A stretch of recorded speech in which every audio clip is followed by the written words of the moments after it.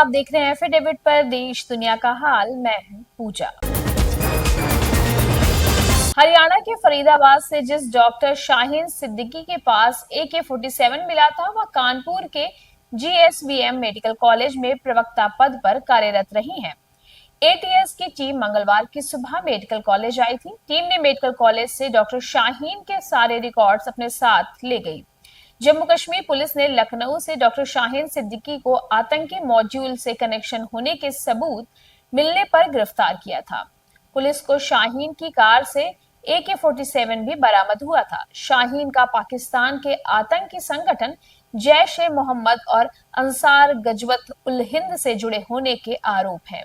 शाहीन का 2006 में लोक सेवा आयोग से चयन हुआ था। साल 2009-10 के बीच कन्नौज में राजकीय मेडिकल कॉलेज के लिए तबादला भी हुआ था।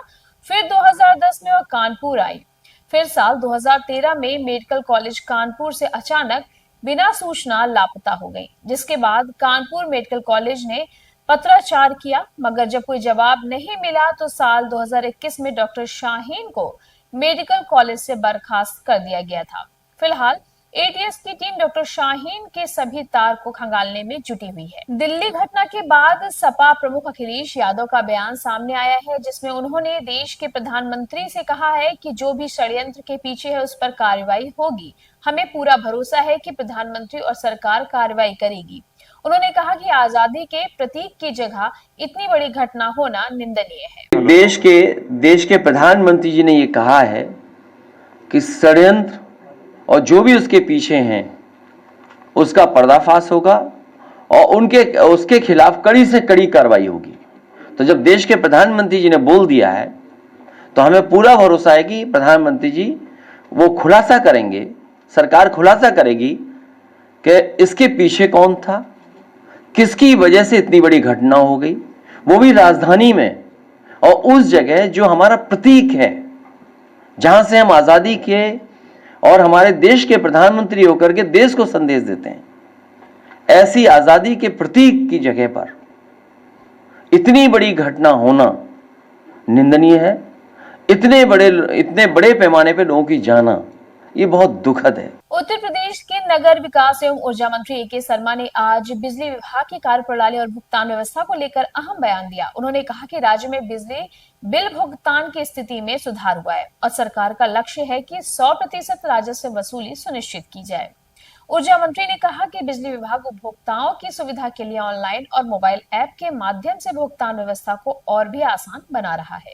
बड़ी राहत देने वाली एक बिजली उपभोक्ताओं के लिए एक योजना हम लोग लेकर के आए हैं, जिसे आप पीछे स्क्रीन पे अगर चाहे तो देख भी सकते हैं या बाद में हम आपको दिखा देंगे। बिजली बिल राहत योजना 2025 जिसको हम कह रहे हैं। इस योजना के तहत विशेष करके छोटे उपभोक्ताओं को बहुत बड़ी राहत देने का हम लोगों ने निर्णय लिया है।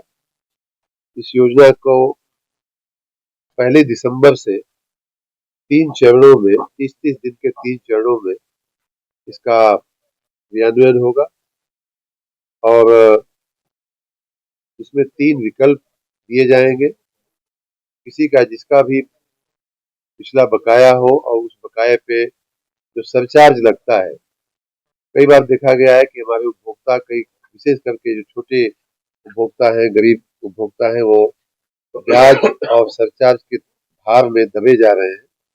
तो उनको राहत देने के लिए विशेष रूप से योजना हम लोग लेकर के आए हैं।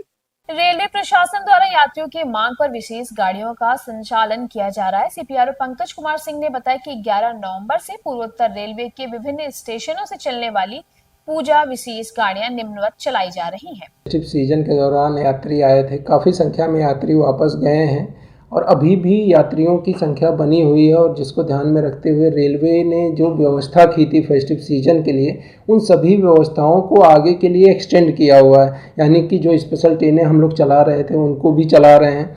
जिन स्टेशनों पे क्राउड मैनेजमेंट प्लान लागू किया गया था, गोरखपुर, छपरा, सिवान, बलिया, बनारस, इन स्टेशनों पर ये सभी प्लान एज इट इज़ लागू हैं, जिससे कि यात्री जो आ रहे हैं उनको कोई असुविधा ना हो और इस दौरान ये भी प्लान किया गया था कि अगर कहीं ज़्यादा यात्री कहीं के लिए आ रहे हैं तो उनको रोक कर उनके लिए अलग रेक भी प्लान किया गया था, जिनको चलाया भी गया है। आप लोगों ने देखा है कि जब गोरखपुर स्टेशन पे यात्रियों की संख्या बढ़ी है तो एडिशनल एक और ट्रेन 2-3 दिनों में चलाई गई है, एडिशनल ट्रेन। इसी प्रकार से छपरा में भी इस तरह की व्यवस्था की गई है और रेगुलर हम लोग स्पेशल ट्रेनें चला रहे हैं जो कि रेगुलर ट्रेनों के अतिरिक्त हैं। अभी अगर आज की बात कर लें यानी कि 11 नवंबर को, तो आज भी हम लोग 9 स्पेशल ट्रेनें ऐसी चला रहे हैं जो पूर्वोत्तर रेलवे के स्टेशनों से जा रही है, अलग अलग डेस्टिनेशंस को जोड़ रही है।